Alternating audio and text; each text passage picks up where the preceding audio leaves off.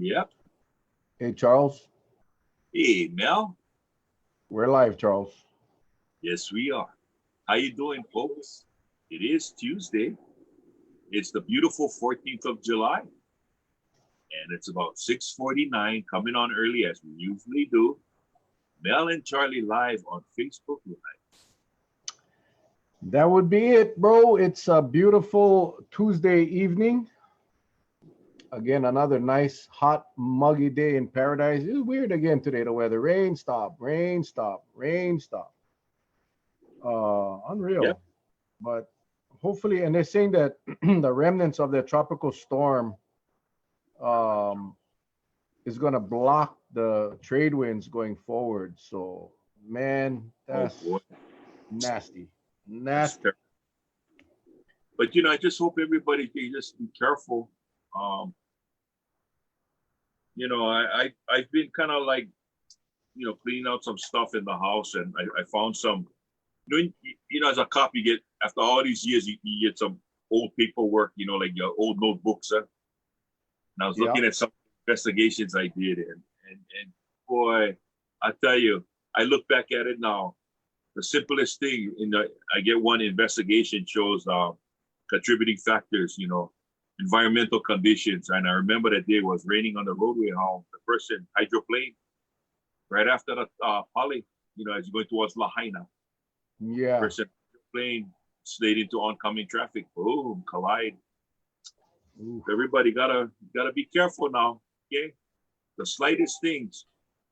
I mean, unless you know vehicle dynamics really well, you're an expert in it. Don't take it for granted that you're in control of the vehicle, because for the most part you are. But the vehicle is meant to go at a certain speed within your control. Don't take chances and go any faster than you should, especially around turns. And just the slightest amount as the guy's traveling out towards Kikaha, just the slightest amount of sand gets caught under those tires. Guess what happened? Lose traction and you start to hydroplane.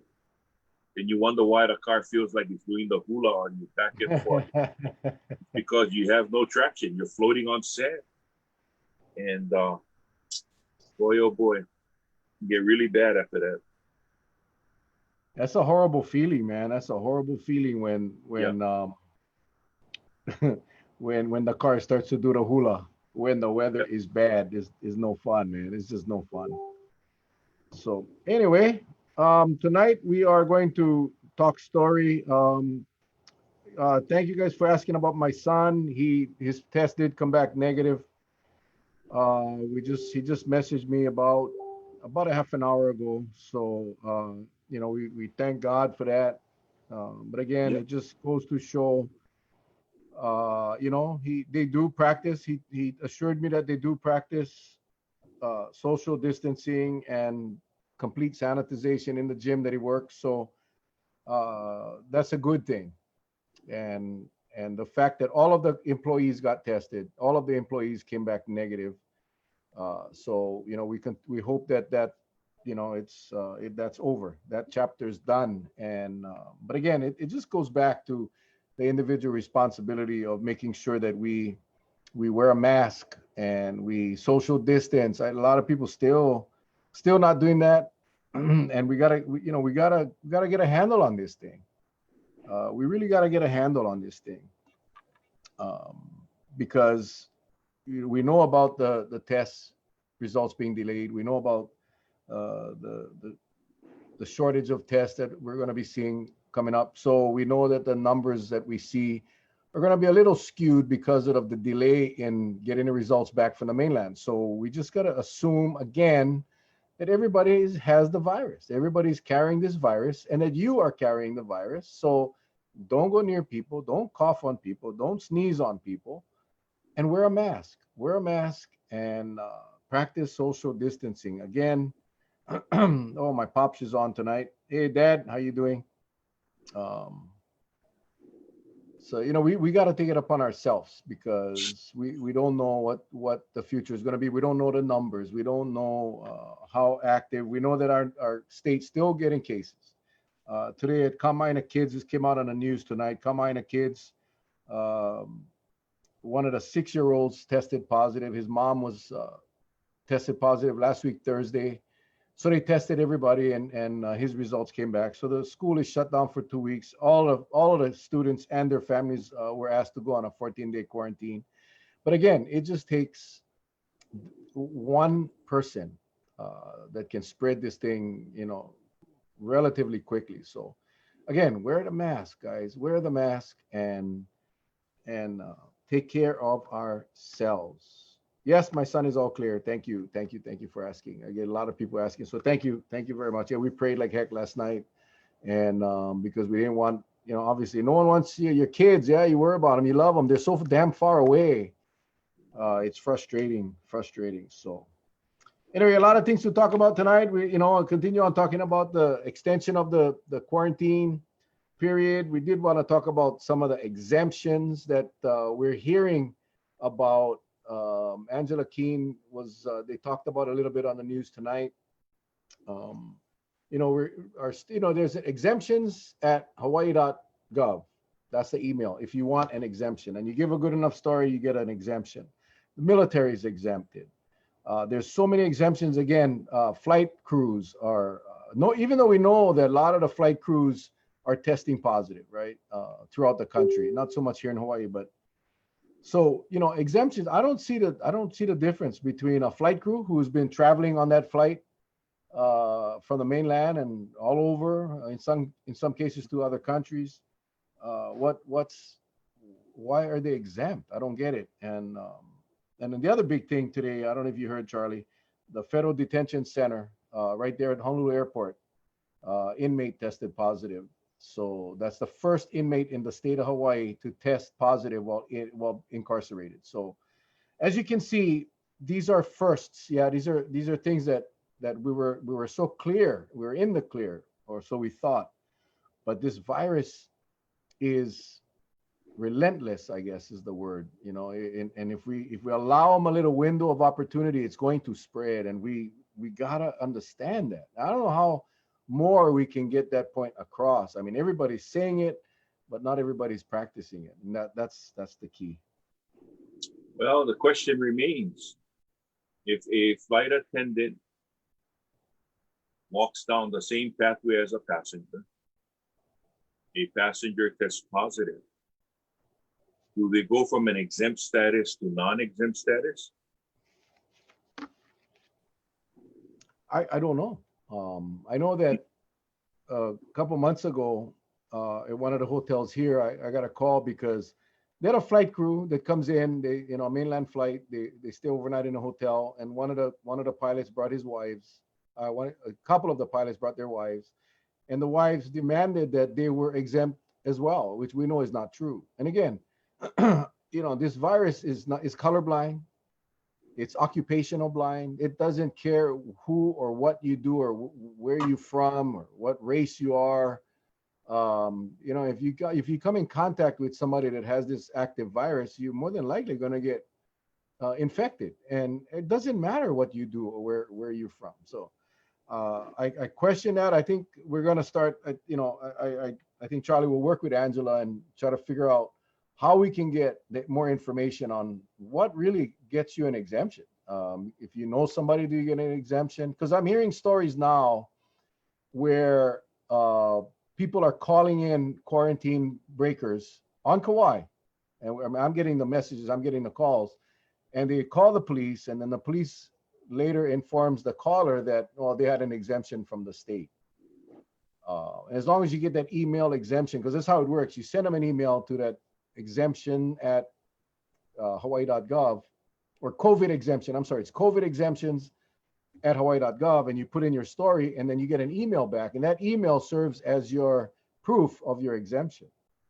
And that's kind of troubling when again, it is what it is. You quarantine, and no one should be exempt from that, especially now when we're seeing the cases explode on the mainland. Why would we want to take a chance and exempt someone?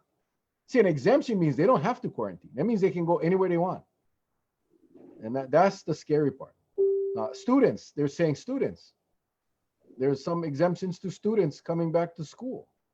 Well, what's the difference between a person coming back for school and a person coming here on vacation? What medically, what is the difference? That the Well, I virus think doesn't attach itself to students? I think before we even go that far, what I would like to explore is the fact that when someone is sitting in the same aircraft, someone is riding in the same aircraft, and some other people get exempt and some other people don't. I would like to know the rationale behind it. Because, say for instance, someone in the aircraft tests positive. I would suspect and hope that the contact tracers contact everyone on their flight. And if they were first level contact, they probably got to get tested. Or they probably got to go into quarantine. But to say that, well, I was a flight attendant and that gives me an exemption, but you were on the flight with an infected person. That's what we're trying. That's what we're trying to fight, is the fact that we stop the spread by getting a hold of everyone that could have come in contact that now could be a spreader themselves. But to use the exemption in a case like that, it doesn't make medical sense why you would do that.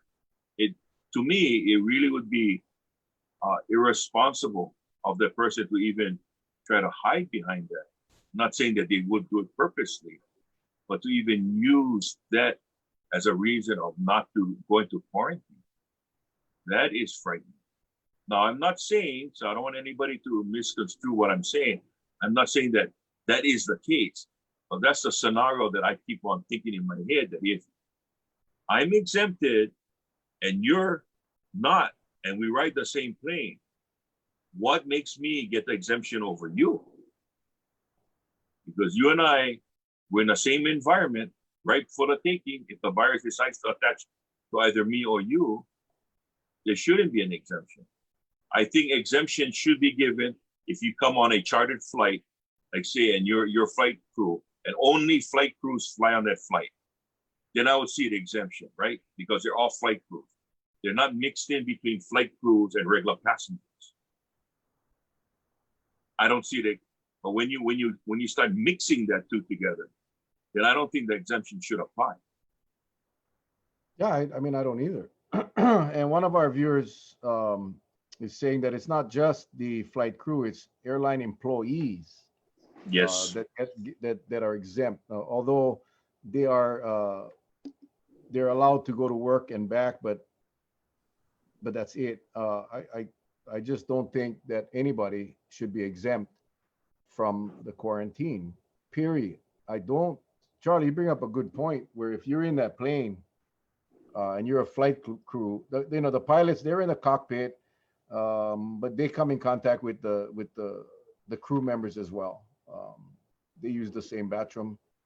And I guess it's just, if we want to get past this virus, this pandemic, if we want to get to the other side of this, then we're going to have to take some very strict, drastic actions for a while. We cannot go halfway. It's all or nothing. Yeah, because one person, we saw this in Hawaii. We were relatively flat. We saw this on Kauai, relatively flat. And then one person, regardless of whether it's travel related or not, doesn't matter.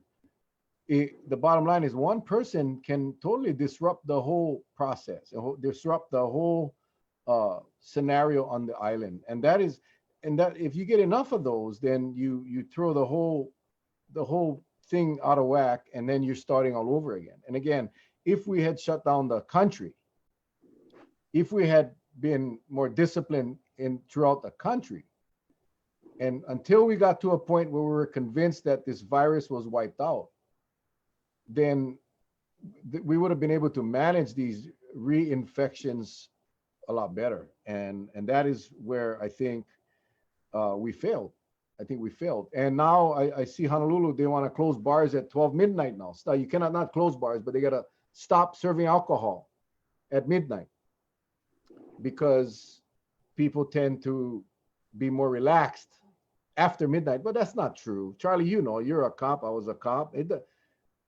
Midnight is not, again, you cannot use dates or times for this virus. You see, this virus does not have a timeline. You could go in a bar at 5 in the afternoon, and by 9 o'clock, you're relaxed, well before the 12 o'clock midnight deadline. This is the deal. And I know some of you will say, hey, you know, none of the cases, no clusters came out of the bar. Well, we don't know where did the Hawaiian Air employee originally get the virus? Where did all these clusters, there's had to have been a starting point, and we don't know what that is. I guess what I'm trying to say is that a bar is a high risk place. It just is because of the closeness of everyone in the bar. And if you want to be serious about this, then you cannot pussyfoot around it and say, oh, okay, we're gonna go till midnight. You know, after midnight you can stay open, but you cannot serve alcohol. Charlie, did you ever go into a bar at 11:55 p.m. and there were nobody intoxicated? No, because it wasn't midnight yet. Well, you are talking to someone who was actually served on the Honolulu Liquor Commission at one time.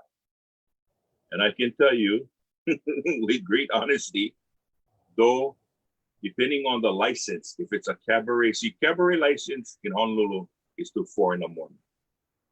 They have those licenses. Okay? And usually they do last call and you got to take all the glasses off. But, you know, even after they remove the liquor and they stop serving the liquor, by then everybody is so intoxicated, stumbling over each other. And I'm not saying the majority of them, but quite a few of them. It's something hard to control. Something hard to control. But I will say one thing. That Mayor Kirk Caldwell said what prompted him to do that. And you watch the 10 o'clock news, it's the amount of complaints that the Honolulu Liquor Commission as well as the Honolulu Police Department receive. That's what's prompting him. That's what's prompting him, because they're saying that no one is in compliance. The first thing they spotted was the lack of social distancing and wearing of masks. Liquor inspectors were going into these bars, no mask on. And even with the singing, they set up singing, but they had to be behind a plexiglass, right? It was karaoke. Not observed at all. So it was only a matter of time that if you folks did not want to follow by the rules, this inevitably was going to happen. They're going to take them back. But, you know, again, till midnight, it's I don't understand. It's, you know, when we started this whole exercise, we had low risk operations, we had medium risk, and we had high risk. And remember, our numbers were a lot lower back then, and the high risks weren't allowed to operate. Now, when we see spikes, we're seeing higher numbers than we've ever seen, and all of a sudden, the high risk operations are still allowed to run. There's no logic to it. There's no logic. And so you gotta, you know, again, that leaders gotta make tough decisions. So you low risk, medium risk, high risk, and you put the people in those categories that they rightfully belong. And that is how you dictate who's gonna open and who's gonna close. And there's some medium risk that can be accommodating to the safety measures. But a high risk is a high risk. And, you know, what was a high risk a month ago is still a high risk now. And if it was a high risk back then and wasn't allowed to operate with our numbers being flat, how can you justify allowing them to operate now when we are at a higher risk of the virus? So again, like many of you are saying, hey, if you like drink, stay home. Stay home and drink all you want at home. But it's the whole purpose. You go to a bar because it's the you know, you socialize, you get close to people. That's what happens. And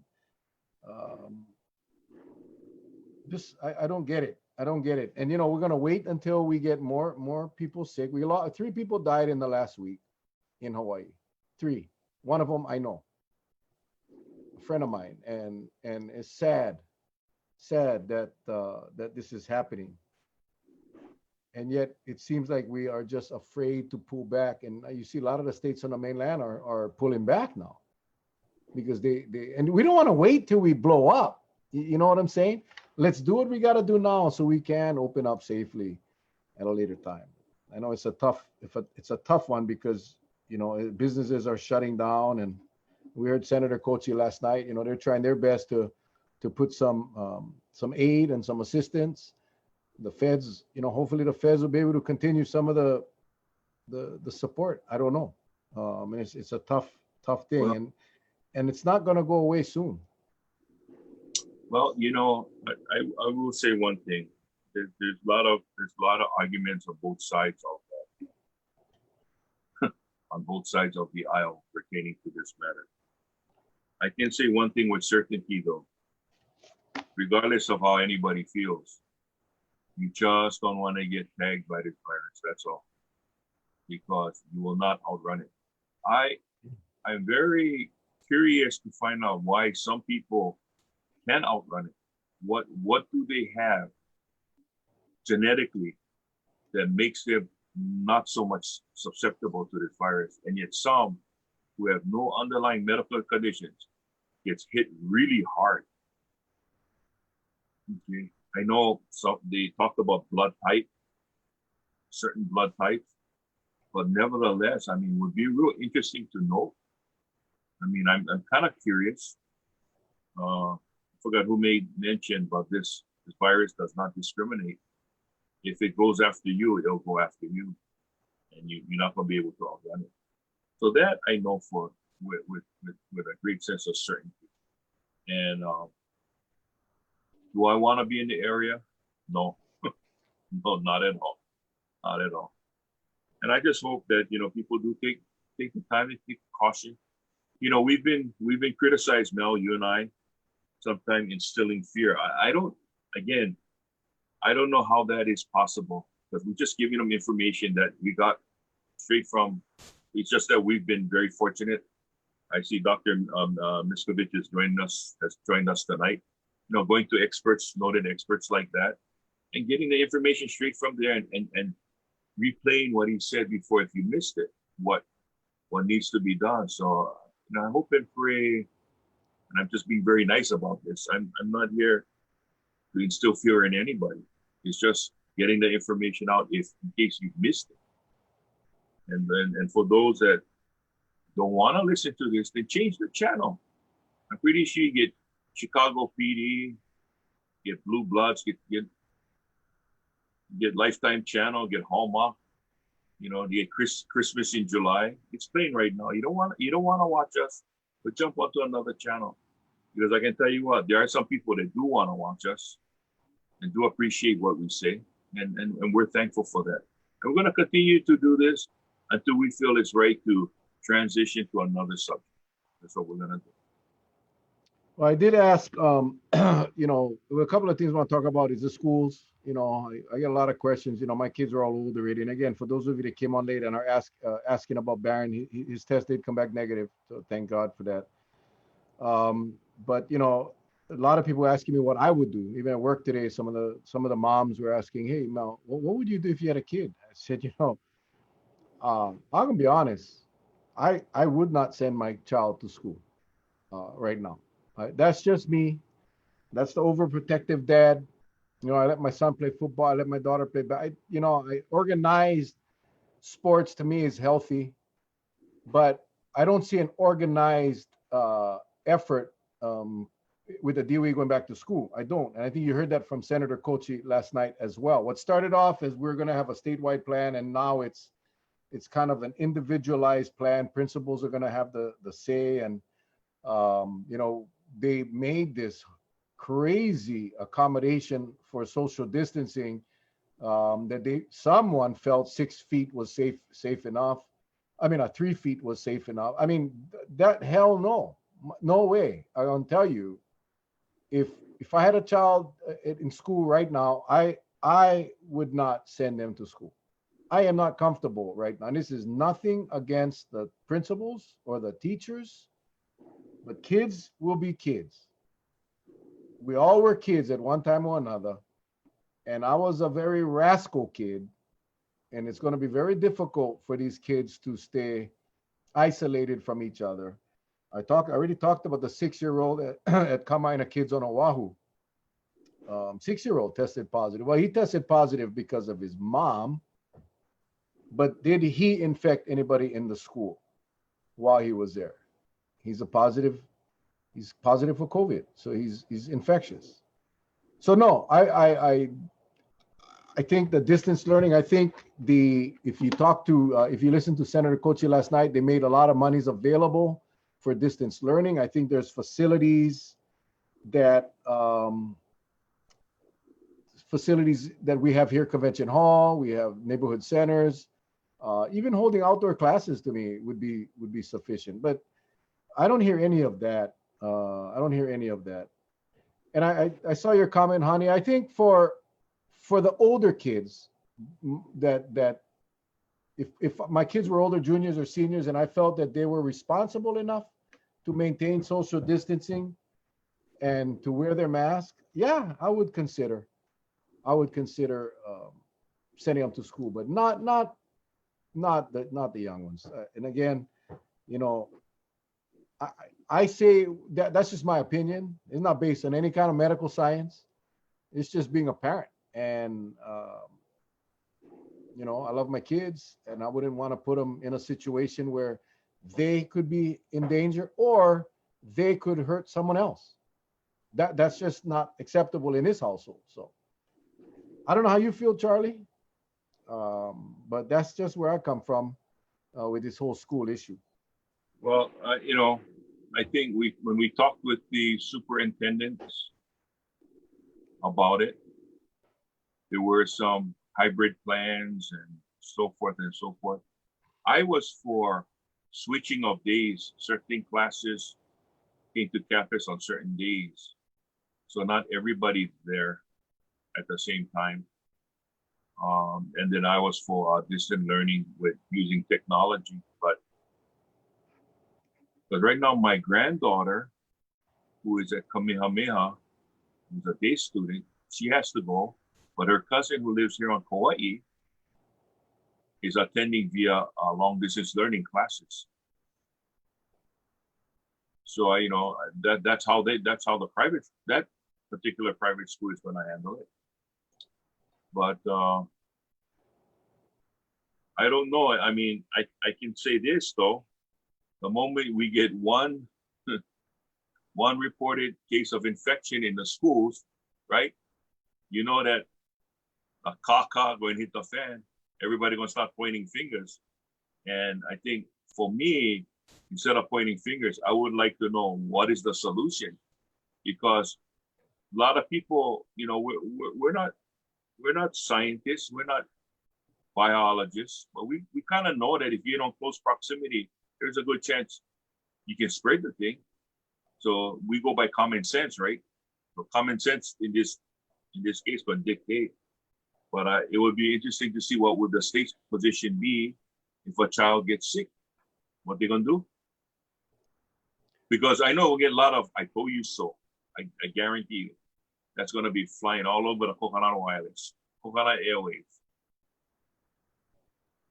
You know, the same strategy should be used for schools as should be used for incoming visitors.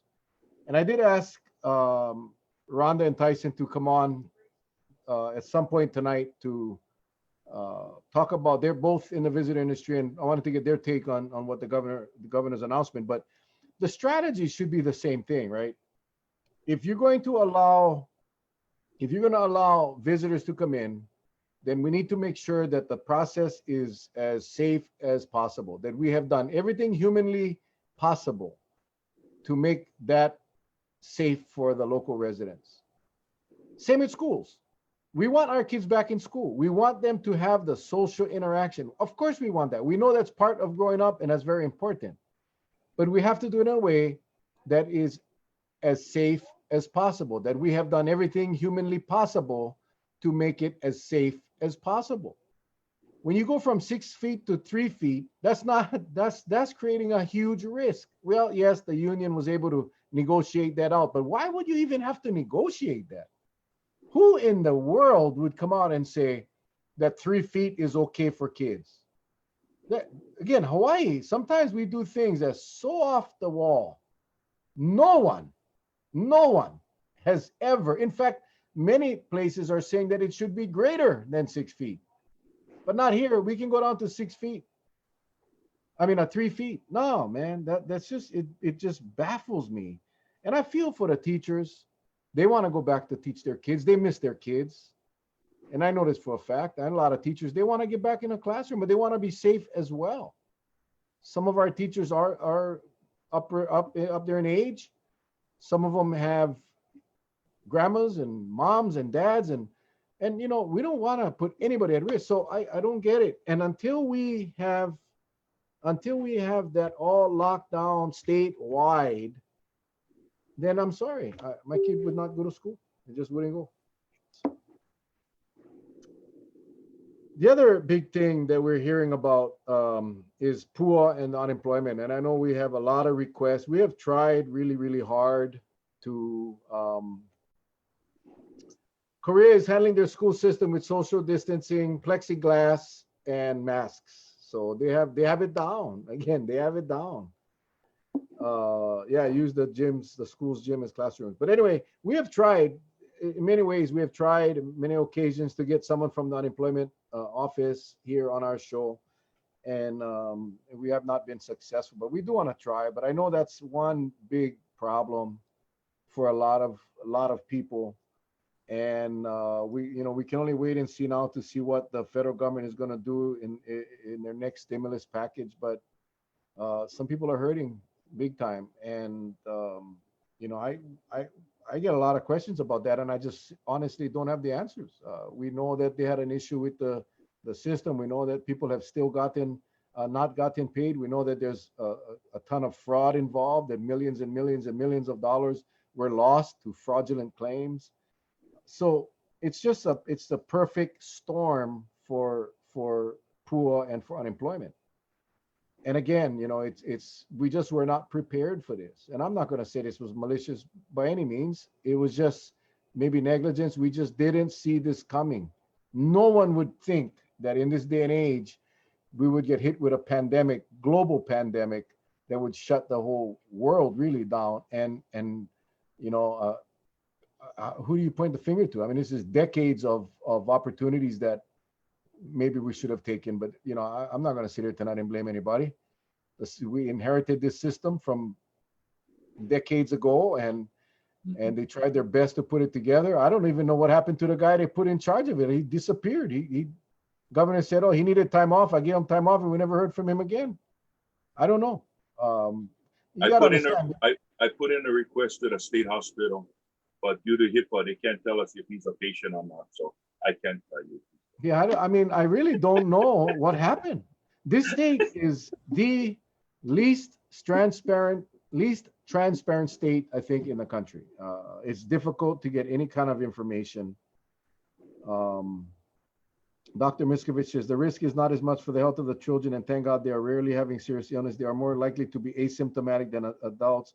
They could then spread it to the homes of multi-generational families. Exactly, Doc. That's the bigger fear, is there would be a carrier to others in their household. And I think that is the fear. That would be my fear. As I said, I don't want my son injuring anyone. Could be his grandma, could be, his mom, or that's the point. It's gotta be as safe as humanly possible. And until we get to that point, no. Hey, since Dr. Mitz is on right now, let's shoot him on code over. Tell him to come on. What do you like do? We can talk to him. Yeah, talk to him about the airlines and the gym. I mean, it's because you saw the news. It was, you got him on one side, and I mean, I can't tell if the person purposely went over and worked out, or was just at a time that was unknown? I mean, the dates were apart from each other.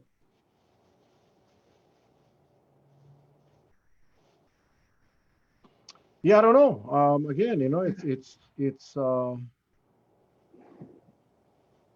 it would be interesting to find out what's his take. But anyway, it's really tough. We're in a catch-22 situation. We damn if we do, we damn if we don't. I mean, just look at like I said today. Today I had a very lengthy discussion with a noted individual that has ties to South Korea about those test kits, and validated and verified the same information that Minico gave us.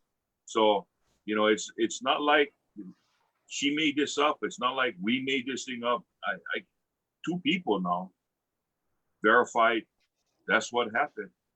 And one step further, he's logging on right now. And one step further was the fact that the state decided, well, I shouldn't say the state, but the powers that may be in the Department of Health rolled the dice with that all or nothing with that one company, Roche, right? And just so happened, Roche is providing services to those who ask for the most test kits, which is places like California, Florida, New York, Arizona, and therefore Hawaii doesn't match up to it. And so I think that's why there's this test delay. Now, from what I understand, the standards that is acceptable, that's FDA approved, is a nasal swab, which Korea has. It's approved. And why don't want to ask for the assistance? It's beyond me. It's beyond me. Because if we're going to open up our tourism industry, and if we need the money that bad, then you got to be able to find a test that can rapidly give you a results, so we can test everybody and has the capability of allowing everybody to be tested. That's the only way it can be done. It cannot be done any other way. It cannot. Well, we'll bring on the testing guru right now. But while we're on the subject of testing, I did want to make a real quick comment as we get Dr. Miscovich in. There was a post today, back when I went to get my test, my swab, I did a Facebook Live. But while we're on the subject of testing, somebody's Facebook Live is on. The volume, I can hear the volume. Doc, you got your Facebook Live on? I just turned it off. Okay. Just turn the volume down. I could hear an echo. Yeah. But anyway, when I went to go get my test, I did a live, and I had made some comments about what the circumstances that had occurred in my office, where my coworker had came in direct contact with a positive person, and the contact tracing wasn't the one that had identified that. It was our office that figured it out, verified that in fact he did come in within 18 inches of the person, and had a 15 to 20-minute discussion with 3 of the positives in that household. Wow. Nonetheless, he was sent to go. While waiting for the Department of Health, he called his doctor, and his doctor went and sent him to get a test. And he went to Kaiser. Kaiser does a self-administered test where he swabbed the inside of his nostril. Anyway, I had spoken to my doctor, my personal doctor, as well as the Department of Health doctor here in Kauai, and they both were not comfortable with that self-administered test. Correct. Because for whatever reason. Anyway, so the Department of Health later contacted him and said he needed to go get the PCR test because they were not going to accept. Now, the reason I bring this up is one of the employees of that facility posted a huge post today, very hurt and upset with my comments, and that it was based on hearsay. First of all, let me apologize to anyone if I offended anybody. But as Charlie said earlier, on this show, we basically share ideas, we share information. And I'll say it wasn't hearsay because I spoke to my coworker firsthand. It wasn't hearsay. I spoke to my doctor firsthand, and I spoke to the health department firsthand. If I had made any comments, see, one of my shortcomings is that sometimes the emotions get the best of me, and I say things before I think. And that is what happened that day. I was frustrated, I was irritated, and I was scared because we have been in this cooped up office for a week since my coworker had come in contact with a valid, verified positive patient.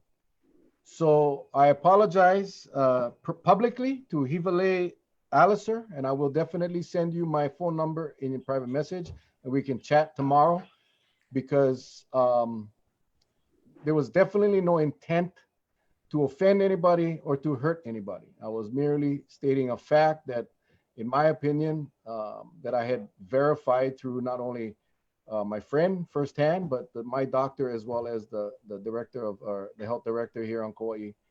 And so I apologize. I definitely did not mean any harm or hurt to anybody. And I learned a valuable lesson. I gotta take a step back sometimes before we go live on Facebook. So sorry I took up your time, Doc, but anyway, No, welcome back to the show, sir. I like hearing it, you know, because I do want to comment that one of the things that you do that we all appreciate is it's the truth. And so what you're saying is the truth. And, you know, I think we all forgive people when they say things that come off the top of their head, but it's just honest from the heart. What else can you ask for? You know, so. Well, I hope Hivale forgives me. I will, like I said, I will reach out to him tomorrow and make contact. But again, definitely no malintent there. It was, again, sometimes the Portuguese in me gets the best of me, and I apologize. But anyway. Hey, Doc, I had a question for you. Sure. This is going to be a circular question. Since day one, since we had the infection, since day one, all the infection that we had here in Hawaii has been from travelers traveling back to Hawaii, correct? Yeah, it's just it was basically brought in. It had to come from somewhere, yeah. Right. Okay. But ever since we had community spreads, clusters, and I don't know if this is a far-fetched question, but shouldn't everything done, if we follow the pattern to find out where we're getting it from through contact tracing, it should all lead back to the origin, correct?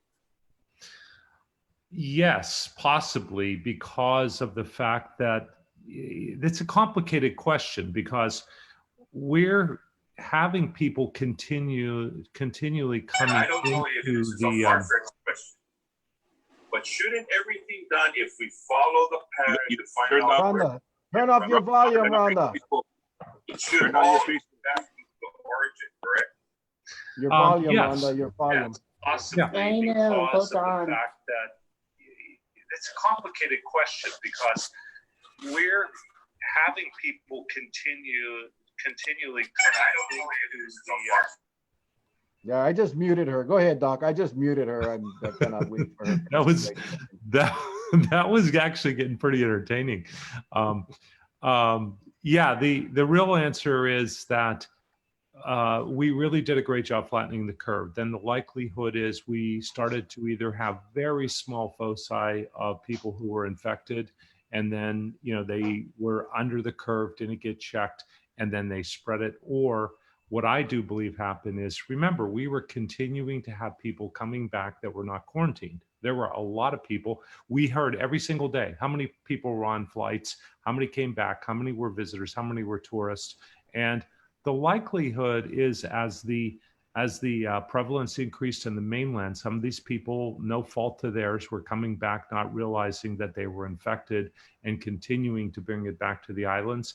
I do think there's a possibility, and again, you know, I love and respect our military, but they are not required to be quarantined, and they will come back, and they will potentially have the same issue where they can kind of come back and go out into the community. You tie that in with our bars being spread. It doesn't. Just look at this one positive cluster that's coming from the Hawaiian Airline training session. 60 people, right? 60 people have been infected by that person. Just put that in, you know, it doesn't take too many people, Charlie, to come back and to be spreading that. So the reason why I asked you that question about how it circles around, because the way I look at it, and I'm trying to, if I was someone tracking this thing down, I'll break it up in categories. One, people getting through that haven't been tested, that's maybe asymptomatic. That's one. We can basically cut off or we can validate the one who brought it in, who did test positive, and it goes down the line and it circles all the way back, and we can trace it right back to that person. That would cut off that bloodline and just keep on going down, because it almost seems like they come in, mind over matter, we forget about it, and you go to the next one. I'm just wondering, in your field of doing this testing, are we doing a proficient job into trying to really hammer this thing down? It's a really good question, and I will highlight something you guys just talked about, and I'm going to give you a real-time example. I just got a positive call to me at it was probably about 4 o'clock today, right? And I was on the phone with that person, and in my phone call, I found out she had a 50-year-old husband, a 20 and a 25-year-old, and an 88-year-old mother-in-law living under the roof. She was quite just going to work, and that's a whole nother line of contact tracing. I have already seen the documentation that I have records that all 4 of them have been in and tested. So within 3 hours, the immediate close contacts literally have all been swabbed, have all been tested. I instructed them, I went them home. I instructed her to go in a room in quarantine, that they are not to go out. They are in isolation. And that's how contact tracing has to be done. And then, those other contacts that she has, those people now with the state should be on the phone with her, already contacting her. Who did you see? Who were you in contact with? Did you drive with anybody? Did you go in a lunchroom with anybody? And they should be calling them tonight in an ideal setting. In a perfect world, by tomorrow morning, early mid-morning, all of those people have been notified, quarantined, isolated, and or tested if they are at risk. That's how you stop COVID right there. It's not, it's not finding someone next week, or 5 days from now. And that's how that circle goes that you're talking about. And again, I'm going to be fair. Compared to the early days to now, there's a significant improvement in contact tracing. Significant. Should it be faster? Yes, I believe so. Should it be more aggressive? Yes. But we talked about this the last time I was on. It's a hard job. A lot of people just don't want to give it up. They don't want to give up to say, oh yeah, I was with this person or this person. It's a hard job. And that's why I came out on the news. I don't know, I've been on the news too much a couple nights ago and was saying, hey, if you're sick, don't go in. You have to stay home. We have to take that part as the citizens to make sure we are being honest to those contact tracers, honest to our friends and family about that, and coworkers. We trying to figure out if we have enough contact tracers. I know that the news tonight said they have a few hundred on call, on standby. Lieutenant Governor Green wants full-time contact tracers ready to roll. I don't see how we can get through this without a cadre of full-time contact tracers that are trained in contact tracing and investigating and trying to get everyone that's been potentially exposed to these patients identified. I don't know how we get through this. Well, I read that article also, and I really respect Tim Brown, who's a brilliant guy who was quoted in it. And there's a lot of data in our literature that talks about the best practices and how many people it takes to do it effectively. And again, I don't want to get too wonky, but it also depends on your prevalence, how many people you're turning up positive. And I will have to say, technically, if you look at the numbers we're having right now, I would say Department of Health is correct to say that they probably do have adequate numbers currently for the number of positives. But again, it's just like what I've been saying to you guys forever. Don't wait until we say, oh, geez, I wish we had 200 more. We have all that CARES money that's out there. Get them trained, increase the number. We should be sitting here with double the number. And I also like what Tim Brown said. let's face it, with the professions that you guys are in and the lives you've read, don't you go back and measure how well you're doing? I like what Tim said. We should see how quickly the people are contact traced. How fast do they get results? How fast are they actually closing that circle, as Charlie said? You know, are they doing it in a day? Well, then maybe we don't need any more. Is it taking a week? Well, maybe we got a problem. Maybe, as I think they said, maybe we need 2 or 3 people on one case if it's a high risk person. So it's still up in the air, but this shouldn't be something we have to guess at. There should be able to be data points and analysis to come up with a very finite evaluation whether we're meeting the mark or not, right? Yep. Doc, you broke the story on the testing shortage that was coming. You broke that story about DLS having to cut their testing capacity in half because of blow-ups or breakouts everywhere else. As we go down the road, you heard me talk about the different types of testing that are available. We had Miniko on the other night. She said South Korea offered to sell Hawaii at cost testing kits that she said was turned down. We sent all this information over to the Senate COVID committee, who I'm hoping they're going to bring it up tomorrow at their hearing. But what's available for us? I know you heard me talking about the nasal swab, where the and what else is available for us now that the testing capacity has been reduced? What do we do? Well, to make sure we're in front of this curve? Right. First, I'd like to comment. I am not a fan. I concur with you completely, and I would never have a self-swab for a family member. We have never in the field initiated self-swab, and since I'm now working at a national level and I've led a team of analysts and experts talking with companies across, both looking at what the testing is available now and also looking at what's coming down the pipeline, I actually feel pretty qualified now to have looked at this. And there is no expert that is recommending self-swab. I think that anything we're getting out of that would be assumed to be less accurate than the gold standard nasopharyngeal. So just so you understand, when they do the self-swab and we do the gold standard, they're all then sent to the same machine to be run in the same machine.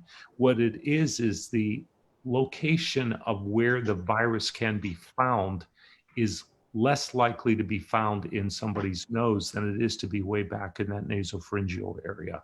So that's the problem. And again, we talked about this. How aggressive are those people going to be? And what about the dry nose syndrome? A lot of people don't have much going on in their nose, and you can rub that around about 20 times and you're not going to get enough on there to even make a difference. So there's a lot of moisture back in the nasopharyngeal area. So bottom line is I totally concur with that. Other tests that are available, they're first of all, it's just the PCR, which is the process. Me? Yeah. Okay, now I can hear you. Yeah. There's the PCR, and then it can be obtained by swab. Then the next test is what I talked about on TV numerous times, is the antigen test. That's the company we're using now called Quidel. It has a limited use and window, which is if you are very symptomatic and you are coughing and you have fever or you're having active symptoms, you can do a swab or a cough or a nasopharyngeal, and it can pick it up in about a 5-day window. It's being used now all over the world, and it is picked up in its accuracy and acceptance, but it's not perfect. There is that nasal test with the breathing that's coming out of Israel. Still a long way to being accepted. And so other than that, there's saliva, right? There's a saliva test. The saliva test has the same issue as swabbing the nose. You have to have a certain amount of the COVID in the saliva to be able to be detected at a certain time. So there is no other option. The only option I've proposed is let's get more of the big processing machines that we can get in the state that process 2,000 tests per machine. We need 4 more, 8,000 more tests, take us up to 10,000. That's going to give us a safety zone. And, $8 to $10 million of CARES Act money, we can get DLS and clinical, our labs, up and running and be safe. We need to get ahead of it, not wait. Doc, you're using a PCR. What is your turnaround time right now? Your lab, is you still using DLS or clinical? Who does your? Well, remember, I always work with both of them, and I've worked with both of them. And then what happened is once DLS went down, DLS asked us to take over everything to clinical, and whatever DLS has, they have a few tests left over. They're focusing on the emergency rooms and the hospitals at Queens that they serve. And so all of my tests have been done with clinical labs. They're running shifts 24/7. And as of the shifts I did yesterday, or the swabs we did yesterday at the Pearl City Nursing Home, I have them all back today. So I'm still getting 24-hour return on my swabs. That was a question from a viewer. And then the machines you're talking about, this high capacity or big machines, could they be repurposed after COVID? Typically not a lot of repurposing. That's the problem with these PCR machines. Typically not a lot. I mean, if you're kind of doing some scientific research and stuff, they could be used for the genetic analytics. But no, typically not a whole bunch of repurposing. But let's be realistic. Think about, first of all, we could put no price on loss of life. And we've seen that number go up, which is just what we all do not want to see. Second, one of the things that I was contacted by Rick Daysog, and I did a piece on, I can't highlight this enough for the listeners. Yes, we've seen the mortality rate go down across the country, but the long-term suffering, the long-term morbidity and complications are tremendous. Data came out today, it's published in Nature. 50% of everybody who's gotten COVID as an adult will come out with some permanent heart damage. Almost half of them will have permanent lung damage. So many people are going to be permanently on oxygen. There's kidney damage, there's neurologic damage, there's 20, 30, and 40-year-olds that are having strokes that will be forever impaired. And so the number of those people that are now coming out with permanent complications is drastically increasing because they're not dying because we're keeping them in the hospital for 2 months or 3 months. And think about, the checkbook cost of keeping someone stuck on a ventilator in the hospital. Those are millions of dollars just for the one person that's in a hospital. And, so there's a lot, don't argue with me about should we or should not we buy those machines or find ways to buy those machines. The long-term cost to the individuals, to society, is well worth any investment we make compared to all the other money we're throwing around.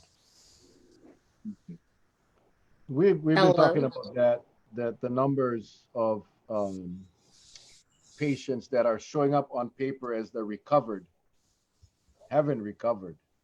No, they are suffering. And I'm going to ask Rhonda to come on, Doc, because she's with the visitor industry. They were looking at an August 1st barrage of visitors. And now that has since going to move at least a month. But first of all, Rhonda, if you can just give me an overview. I know you're with the union, you're a union representative. What's the feeling of the employees that with the governor's announcement? And then Doc, if we can have a discussion about what can we do or what can hotels do to make sure, as far as testing, these employees are safe and are kept healthy, as well as the guests. But to me, the employees first. But so Rhonda, why don't we start with you? What's the overall Can you hear me? Huh? Can you hear me? Okay. We can hear you. Cannot see you, but we can hear you. What? Just kidding. Oh my gosh.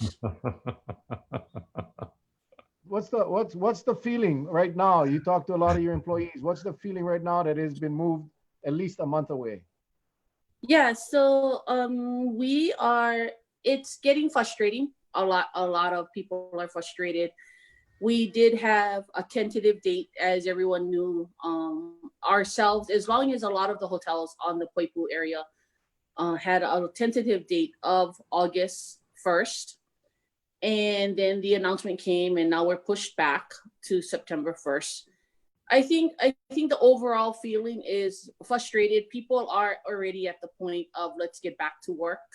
But at the same time, the hesitation of let's get back to work, but is it going to be safe is the common question. And I think that's the common question everywhere. It's not just our industry, it's everybody. It's our whole island, right? Our whole island, all of our islands want to just be safe. And so I think with everything in place, I think it could happen, but it's scary. It's scary. I have coworkers that have said that their anxiety has gone up, that they're not sure if they want to go back. It's kind of like, Mel, like how you said with the children at school. Now as adults, do we feel safe going back to work is the biggest question. Do you feel safe sending your children to school? Do we feel safe as parents and as loved ones going to our workplaces because we don't want to bring this home? Yeah, the questions are out there. We need to be safe. I asked the other night, right? Like, why can't we ban the hotspots? Like, could we legally ban the hotspots from coming in? I don't know. But I think in general, everybody's ready to get back to work. But we just want to get back to work safely. So, Can I ask, Rhonda? Rhonda, are you local 5? No, we are ILWU. Oh, ILW. Okay. Yeah. Okay. Yeah. Okay. So testing, of course, is paramount, Doc. I mean, I think we've been on that page together with Charlie for forever. That testing was always the priority, but do we have enough tests, or do we have testing ability for our hotel employees to be tested on a regular basis? I mean, it's kind of scary. There you go. No, no, no, and no. And that's why I'm saying we got to kick it up to 10,000. And, because I worked with Local 5 to talk about those frontline hotel workers who are, whether it's the housekeepers or, bellman, front desk, et cetera. The Local 5 also has some of the hospital workers, people working. And I can also take from my national consulting experience and tell you every other state that we're looking at right now, and I'm still on about 14 that I've been asked to review, they want a plan to test all of those people that are in the front lines. And to be, again, not overly complicated, but at bare minimum, I would recommend our frontline workers who are exposed be tested monthly, asymptomatic or not. And then it would increase as you increase prevalence. So like right now, if you were working in Miami Beach, my God, you should be tested like twice a week with how bad the disease is, or in Arizona, where it's so high the amount of disease that everyone is exposed to, then you increase the testing prevalence. Well, look what's happening. That's exactly what they're trying to do. And now you can't get a test back for 7, 10, or 14 days because they did not anticipate the potential of what could happen. And so that's why we can't sit back and react. We need to prepare. So Dr. Miscovich, I have a question. So say I go to work and say there's a chance that I have the virus. When I take the test, someone was saying that in like about 2 days, Mel, was your test in about like 2 days, it came back or something like that? Do we? My test came back in less than 24 hours. Okay, so now, is it recommended that you stay out just that 24 hours, and if it comes back negative, or should you stay out longer? There's like, two. I mean, that's the question that a lot of workers are thinking. Like, if you get tested, then how does it affect your staffing and everything else that happens? A good question, and there's 2 answers to that question. Number one, if you are being tested and there is a question of why you're being tested, exposed to someone who may be positive, or in a high risk area where there were positives, or you have a little sore throat or headache, or your joints hurt, and then you go home, you quarantine, you're home until that test is back. But that's different than the large scale random testing that's a random surveillance testing. You don't have to go home, and you don't need to be pulled out of work for random surveillance testing. So, so there's two different sides, and that is not conveyed very well. Let me ask this question then. I think, Rhonda, first of all, you work at the GH, right? Yeah. Okay. So, have they rolled out a safety plan regarding when you folks are to come back? What needs to be in place? You're with the union. Have they rolled that plan out already for you folks? Not quite yet. I know that we've all got the calls about we're all gonna be going into safety trainings. As we come back in, we're gonna go through safety trainings. Who's giving the training? I'm thinking the safety team that's I think that's Doc. You know where I'm heading with this, right, Doc? Because I think you guys got to get a noted expert on the ground, right? Forming the team for you folks first, because if it's going to be in Hawaii, and that safety team is developing something that was done back in Minnesota, you might run into problems. So you got the Doc right here, and I think maybe the union to give him a call. And I mean, I'm not endorsing it, so I don't want anybody out there saying, hey, Charlie, you're taking advantage of this. I'm just trying to say, how do you achieve your goal of getting back to work, but getting the proper testing done, unless you have an expert on the ground here in Hawaii, especially a noted one that's that's known throughout the U.S., to try to put something together. Because if you're going to have a safety team telling you this is that, this, I mean, how realistic is that? I mean, you're basically taking what anybody can take off the CDC website. Right. That's what you're doing. But it's gone beyond this. Am I not correct, Doc? Yeah, it's got to be customized. There's no doubt that this has to be customized. And, it's not one size fits all. It definitely is not one size fits all. So you are absolutely correct. And, yeah, I don't know, Charlie. I get to know you and Mel. I'm almost thinking your thoughts before you're thinking them, buddy. So scary. Kind of scary. Yeah, that was one hell of an endorsement, boy. I tell you what, I want that job though. By the way, so it's me or Doc, and I get hair. Wait, if I turn sideways, I got plenty, and in the back, I got plenty, man. So No, Uncle Charlie, you're totally right, and that's where I think a lot of coworkers have expressed their anxiety, because they're not so sure if it's, I mean, nothing is like fail proof, but just to make sure that everything, we're going to do our best to keep everybody safe. And how do you do your best? We have to have the best. We have to have the best leaders. We have to have the best tests. We have to have the best knowledge, best doctors on to say, okay, this is the best way we can try to prevent it. Well, the thing I get a little worried about is because a resort of your size, the magnitude, when bodies start to roam that place, especially if you have one infection, it's just the disinfecting process alone is going to be a nightmare. And how it's done effectively, so that every time there's a new check-in coming in, every time you're having a switch out of bodies, you got the disinfecting alone has got to be on point. So what my suggestion would be tonight before you leave is get Dr. Miscovich's number or his email and give it to the GM and say, hey, GM, we really got to think about this, because if we are going to open, why don't we bring a local who is a nationwide expert on testing to kind of give a game plan and work with him, because that's the only way you're going to put the fears as far as the employees. How are you going to get them over that hurdle, that fear factor? Right. Yeah, I'm not, like I said, I'm not exactly sure. I'm not privy to that info, what they have in plan, but any more help is better than no help, right? So.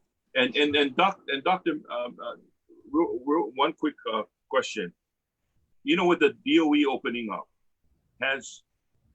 I know they go through the Department of Health, but has there been any schools or any teachers or any principals personally that actually come to you and ask you for your input?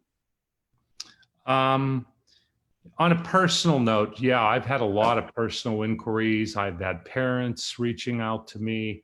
Yeah, I've had a tremendous number. And actually, I've been asked this on the news. A couple different news stations have asked me. And I'm just like you guys. When I saw somebody saying 3 feet, 6 feet, I'm even saying it should be 10. And actually, I've worked very closely with over here in Windward, Oahu, Le Jardin Academy opened up.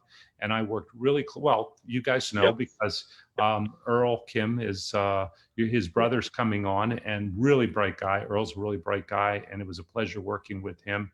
And he did a great job and is doing everything he can for Le Jardin to be safe. And then I'm also working with Hawaii Prep Academy on the Big Island, which is a boarding school. They have kids flying in from all over the world. So I helped them design actually a quarantine red zone and an isolation zone, because, if you have a child coming in from say Germany or something, and they land and they hit positive, you're not sending them back. You have to handle them safely. So I have my physicians and nurse practitioners that will be helping them on the Big Island. So I've also designed a quarantine design program for the East-West Center, the fellowship program, because they're going to have fellows flying in from all over the world to open up. And same thing, if they land, they need to have a plan and a process. But I'm bringing up all these things because the whole issue also revolves around testing, right? You have to have a test before you know you have the disease. And if you don't have ample testing for these broad scale people, then who knows? So yeah, there are many things we can do to help hotels and schools. And the plan for each one of these places I just recommended, they're all different, right? Every facility is different. The structure is different. The students are different. The families they go home to are different. This is complicated, but it's customized. It's not one size fits all. I have been talking to a lot of the resorts. We're doing return to work testing for them, and I've hit up some good friendships talking to a lot of GMs, and it's customized. It's very customized. It's also customized on their budgets. They've been all hammered by just the downturn. Right. And so for us to expect that they're just going to shower money down for all this extra work, testing, et cetera, is a challenge. So it's a real balance. We all appreciate that the visitor industry is just destroyed, and the people's lives are turned upside down. But there's a way to do it, but it starts with the safety of the people and the staff and everyone working, because then it's going to lead to a better attitude for bringing people in and safely having those visitors. How worse of a situation could it be if people come from the mainland and they go back and say, oh yeah, I got COVID in my hotel? We don't want that. That's not good. Yeah. So. Hey, Doc. I know somebody asked a question about the community college students. I know I heard something, I think it was one of the press conferences that the governor put on about allowing certain students to come in without quarantine. Are you aware of any of that? And that's an unfair question, because I just saw a question here, and it says, I just got on, did anyone talk about our mayor letting Kauai Community College students come in from the other states under a different quarantine schedule? I'm not aware of that. Yes. Yes. Yeah. What's happening there? They've given it some kind of fancy name of like a bubble quarantine or something. I think I've heard it called. And from my understanding, what's happening is the student comes in, and then they have to get a test and stay quarantined till the test result comes back for a period of time. And so, it sounds like it's a modified variety of opening a visitor industry. And I don't know. I don't know if I have to look at all the details, because I have a lot of question marks on that, because as your solid group of Kauai experts, which I do want to give a shout out, you guys have a really good group of professionals that are really dedicated. You had them all on. You had former mayor on, and Dr. Schwartz, et cetera, and that team. They're doing a great job. I totally endorse their program. the fact that you have to have a second test. And, you know, so we can't, I'm not in favor of creating like, oh, this group, let's do this, and this group, let's do this. No, there should be a plan for returning. And that's basically what we should be doing. Here, let me give you guys another idea. I was just contacted by the Department of Health out of American Samoa, and they want me to set up a repatriation testing program because Samoa, American Samoa has no COVID. And there's many people who are trying to return back home to Samoa. So I'm going to work with them to set up a very valid program so that the people will get testing and then be able to go on and go back, so that Samoa knows they have to have a very thorough program of testing so that they don't bring disease into the island. So there it is. That's what we need to do. Well, yep. Ask you one last question for me, and then, because we had talked, I don't know if you were on, you probably were on when we talked about this, but should anyone, I think you just alluded to that. In my opinion, no one should be treated any differently, whether you're a returning visitor, student, pilot, flight attendant, I don't care.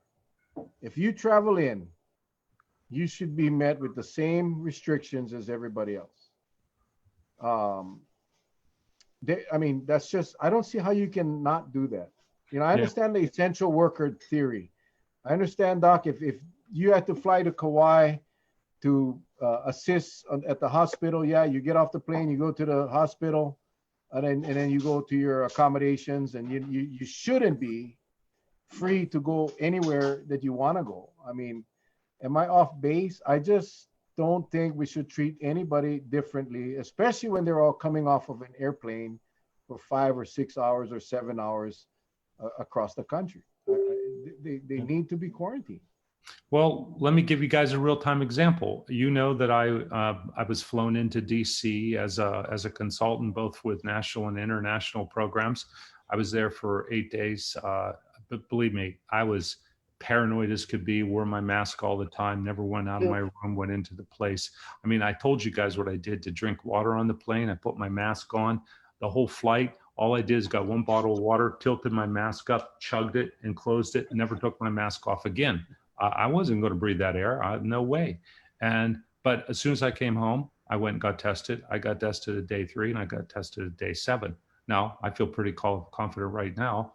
You know, I've done my own very aggressive quarantine program. I'm an essential worker, so I'm only allowed to go to my work places and the testing that I'm doing, but I don't go to Safeway. I don't go anywhere. I'm staying at home and I'm following the guidelines. And yet, on the other hand, I know scientifically, with all the testing I've already had done, I don't have COVID. Yeah, but again, I don't think I should be treated differently. I can concur with you completely on that process.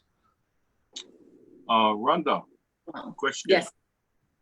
With a resort, again, as large as yours, where you work at, you have services like a spa. I'm assuming that's going to be a no-no, correct? I am not sure. I think they are following. Is spas open? Spas are open now, I believe. Yeah, everything's right. Open. Okay. Everything's open. Wide Yeah. open. So I'm thinking that the spa's gonna open. Yeah. So I believe everything that is open in the public area will be open in our area. So I guess it's sort of like I'm preaching to the choir for some reason, but Right. I'm hoping that maybe one of your managers is watching, because I'm trying to allude to the fact that because you're going to have greater numbers, and see if greater numbers uses that spa, what will be the turnaround to disinfect and get ready for the next guest that comes in? It's stuff like that. Right. And that's why I'm looking, I'm looking on my screen, and I'm looking right at Dr. Miscovich, because it's like, did you folks actually get it's almost like a clearance protocol to say, hey, you're gonna do a spa case. This is the guidelines you gotta follow, because I just look at liability all the way around. You go there and bingo, you get the COVID from there. you know what? Who get the deepest pockets? It ain't Right. Rhonda. It's No. the Grand Hyatt. And so, you know, it's Yeah. stuff like that that I would assume they would be jumping on. I am hopefully thinking that they have jumped on that also. I'm still trying to fathom taking a test every 3, 5, 7 days. I'm like, oh my God, that sounds harsh. Yeah. And Doc, that's because he went to DC. That you're not, as an employee, you're But, gonna get a test. but 3, no, 5, but 7. still, like that's harsh. Like, No, it's not. You get used to it, man. It's like eating a pickled mango. That first one is and then after that it's delicious. You know. Hey Doc, Like a colonoscopy. The colonoscopy, same thing. I try to go back for seconds. They told me I can only have one every 5 years. You did not. No, I don't know about you, but I'm asleep for mine, man. I'm not staying away Me from that. Me too. But hey, Doc, you know, someone had asked about virtual training for Kauai teachers. Was that a discussion that ever came up with you? No. You know, no. Could that be accomplished, virtual training? Oh yeah, I mean, I think it should be and could be, and you know, another thing I would say, you know, along those lines, but just something I haven't seen enough of being discussed is actually really spending a lot of time to train our teachers in general about COVID and what their roles and responsibilities are, and how to educate them, and how they're going to need to understand that if we do have children coming back, how different it's going to be. And it's just not going to be the same. You know, they're going to have different understandings and sensitivities. And I've never seen a big discussion about that anywhere, which I think will be key for the well-being of the children. I do worry about what is the long-term and short-term effects of our kids either wearing masks all the time or just kind of living in this type of, you know, this type of just uncertainty. Sorry, that's me. You a part-time circus clown? No. Yeah. Full time. You have no idea. Full time. Yeah, probably full time. All my circus and all my monkeys. Well, we're getting close to 15 minutes overtime, Doc. Thank you for coming on. Sure. Any last questions for the doctor? Charlie, you got any more questions or comments for Doc? You know, Doc, I think there's this big cloud that still hangs over this state about opening the state safely. And I think where the catch-22 is, because of the unemployment situation, people are hurting really bad. I'm not saying that it does, but it almost seems like some decision-making process is somewhat clouded because of that. And I perfectly understand. But it's almost as if there's a no-win situation. You know, either we go safety all the way or we just open up and just hope for the best. And I think, I mean, any person thinking about this, they probably thought it one time or another, but try to err on the side of caution. What would you say? What would you say, John? If we go back to, I'm not a person that likes to look in the rearview mirror and start throwing stones and you know, saying, why'd you do that? Why'd you do that? We are where we are. We need to move forward, you know, and don't complain, come up with positives and come up with solutions. That's why I'm sitting here talking to you guys. I'm not going to sit around complain about COVID or we're not testing. I've just said I'm going to go do it. And I did it. And, you know, we see the result. But what I will tell you is we can't open right now. And it was no fault of our own. It was no fault of anything the hotels did, the governor did, the lieutenant governor, anybody. The number one reason why we can't open is because of the surge on the mainland. This disease is so far out of control right now. It is worse than it ever has been, and there is no end in sight. With that in mind, that's just simple right there. There's just no way we can open when you have a disease. I said this to you guys before, and I said this on other things. I was just there. I saw the future, and it's horrifying. So we can't do it, you know? So. Okay. Thank you, Doc. Sure. Rhonda, any No. questions for Dr. Miscovich? No. Oh, I do actually. One really quick. One, and then we have the announcement for tomorrow. But you know, on an antibody test, because I know, and you probably covered this a ton of times. The antibody test goes back how far? Like if I took it tomorrow, how long again does antibodies last? I saw questions asked before. Mm-hmm. Okay, so the answer is God only knows. Okay, okay. Yeah, so that's a problem with coronavirus and COVID in general. The fact is that we're not understanding and knowing how long those antibodies are lasting in our body. And we're also seeing, as Charlie and Mel referred to earlier, that genetically there may be some differences why some people will make a lot of antibodies and stay longer, some don't make enough. So it's one of those things we're still following and tracking throughout the world. Unfortunately, we are seeing a little trend where some people who have had COVID have started to drop down with some of their antibodies that are in their bloodstream. And in general, if you go back to the most known history we have, which is SARS and MERS, the people are showing their antibodies remaining for 2 or 3 years. Now, how long? Yeah. So how long does it go back? So we don't know. And it also has a little bit to do with your health of your immune system and the type of exposure that you've had, how significant your exposure. So I know that was a long question, but it goes back to my initial answer. Medical science is still questioning that. Yeah, to know. No. Yeah. Okay, thanks. Yeah. A lot of Doctor, unknowns. we have Shields tomorrow. Don't forget that announcement. Okay. A lot of unknowns with this virus, and I think it's think about it. Yeah, it seems like it's been a lifetime, but it's only been what 5 or 6 months since this thing. It's about March. Yeah. Yeah. Yeah, and it's going to take a while before we answer a lot of those questions as far as the actual virus and the reactions. But the one thing I know is, and I agree with you 100%, Doc, is that we're not ready to welcome visitors. We weren't ready with the hotels, as you can tell. The hotels weren't ready for an August 1st opening. They were again, as Senator Mercado Kim said, hope is not a strategy. We cannot do things and hope that it works, because this stuff kills.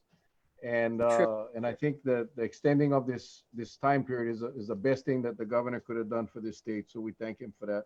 I'm concerned about the schools as well, because I don't think we're ready for August 5th opening. And I think a lot of people are scrambling right now to try to figure out what we're going to do. And there's a few options, but if you're not a medical personnel, if you're a lay person like most of us, let me give you some options. How do you choose? I mean, as the single mom or the mom and dad that are at home thinking, what are we going to do? I don't know. I think we should keep them home. No, he needs to go to school. A lot of anxiety, a lot of stress going on right now, because that August 4th or August 5th date is coming up pretty damn quick. So, hey, guys, can I end on kind of maybe a little bit of a positive note, if I can find some positive. Please. So I have been so fortunate to be working with these two major organizations, and almost everybody are really, really high-level prior military people with big government service contracting group. And I'm helping design programs both all over. I mean, I can't believe what I'm involved with, but sitting right in this seat with this background about 3:30 a.m. this morning, because I'm on East Coast time, I was on like the 5th call with the chairman and all the team physicians for the SEC football conference. And I have designed the program that is accepted by the SEC to return to playing football this fall. And, yes. And so I think that, applause. Charlie, yeah. applause. And so whether there's going to be people in the stands or not, I don't make those decisions, but I worked with, with our team, and I just think that I am so psyched to see that. I don't care if there's people in the stands. I don't either. There we are.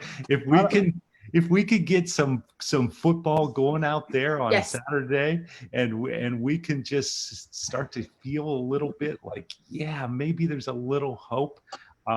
But yeah, I'll talk about it. Well, I can tell you my general recommendation is we're doing the PCR nasopharyngeal. We're going to have the result back before a team gets on the travel bus or plane, so that the coach can make the decision whether you're traveling or not. And then that new machine I have, the Quidel machine, we're going to have one, or probably actually have up to 3 at the morning of game day. And every player and everybody on the field will get swabbed for the acute phase antigen. And so that it's not left up to the coach to say, oh, coach, I got a runny nose. Should I play? No, everybody is treated the same on every field, and it's black and white. And we know, everybody knows, because I'm dealing with all the docs and everybody, that there is there's a scientific window where that machine, but it's better than nothing. So that's the program we're going to be implemented. And then they this morning just wanted to expand it to all the fall sports for the SEC. And I mean, I'm dealing with companies I can't even imagine. Just had big discussions with Disney today, and all of them, we got to design the programs differently. So, hey Doc, I just want to make sure that you test the mascots, the cheerleaders, everybody. Okay. Hey, some of the mascots, they get big noses, so you got to do what you got to do, man. Do you know what the problem is? Actually, on this contract, you know what the problem is?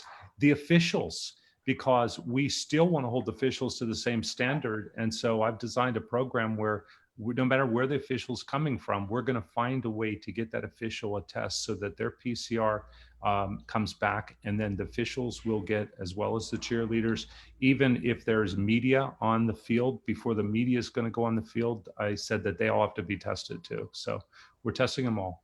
So, and so if I don't go back to work, then I think I'm just going to go join Dr. Miscovich on his team, and we'll just get a bunch of hotel workers that are well, I don't know if you guys. Hey, Rhonda, unmute your audio, Rhonda. Unmute your audio. Oh. Yeah. Wow. Well, anyway, it's good news, Doc. That is. I mean, I get withdrawals, man. Every Saturday and Sunday, I get withdrawals. It's I watch the old games, which is okay. I'm watching UH. Play, it's weird. UH only play on OC 16. They only play the games that they win. Surprise. Yeah, but I'm watching reruns of everything, man, and it's okay. But it's not. I started checking out football card box breakers or whatever. Tyson turned me on to buying football cards. Jesus, Christmas, and it's exciting, But you know how many people watched Max Holloway the other night because it was like the only live game in town, man. I mean, yeah. MMA. And even then, he got robbed. Jeez. Yeah, he got robbed. He did. But anyway, I know it's late. Look at Melly smiling ear to ear. Start watching golf. Oh my God, Tyson, knock it off. Stop. I tried this week. It was some PGA thing. I can't do it, man. It's like you can't. It's like I'd rather go watch my bell peppers grow in the garden. You gotta watch out with golf because you get hit in the face, the ball stuck in you. There's no way you can swab up there past that ball. Well, real quick, Doc, you can hang on if you want. We're just gonna close out with some announcements. Announcements tomorrow. If you guys ordered the shields, we at Vidina Stadium tomorrow from 11 till 1. Don't forget, come check it out. And then tomorrow night, Doc, we're going to have our State House of Representatives forum. The only ones that are doing a forum is Mel and Charlie. Tomorrow night, we have District 14. Nadine Nakamura and Steve Moniz will be on. On Thursday, we'll do our Town Hall Thursday. So that's fun, Doc. Everybody can jump on. Anybody can jump on and share. On Friday, we have District 15, Jimmy Tokioka and Steve Yoder. And on Saturday, Dee Morikawa and Anna Modez. We're going to have a forum for you guys to learn about our candidates coming up into the election. And then Sunday, we take a break. And Monday, Dr. Jerome Kim, which I saw Patsy told me today. My wife told me that when she checked, was it you, Pat, this morning? Who told me? Oh, Charlie. Somebody told me had 40 shares. Oh, that was Patsy. 40 shares this morning. So it's going to be a full house. But that guy is right here. I didn't realize this. He's on HMSA cover. The Island Scene. They Nice. did a heck of an article about him, and they talked about the race for a vaccine. Local boy from Honolulu, now in South Korea. He'll be with us on Monday at 7 o'clock. So Yeah. I'm excited, Thanks. Doc. Thank you so much, Charlie. Thanks for getting Dr. Misco tonight. Oh, no. Everything. Past my bedtime, guys. I know, Literally, I know. my alarm is set for 3 a.m. Tomorrow, just to give you an idea, at 3 a.m. Our group is finishing designing the Navajo Nation testing and designing 2 quarantine centers for the entire Navajo Nation. So that is coming up for me, and for God's sake, 7 hours. So Well, go get Get some some sleep. sleep. Any, Charlie, real quick, anything for Doc or anyone else? No, just congratulations on all that success, Doc. Doing good job. Thank you. Okay. Yeah, Thanks. and if you need an agent or someone to carry your luggage, I'm there. Rhonda, any closing comments? Nope. Just see everybody who ordered shields. See you tomorrow. Right on. Okay, you guys, good night. You guys, God bless. Thank you, everybody. Night. God bless. You Love guys. you guys. We'll see you guys tomorrow night with our first candidate forum for State House Representatives. Aloha.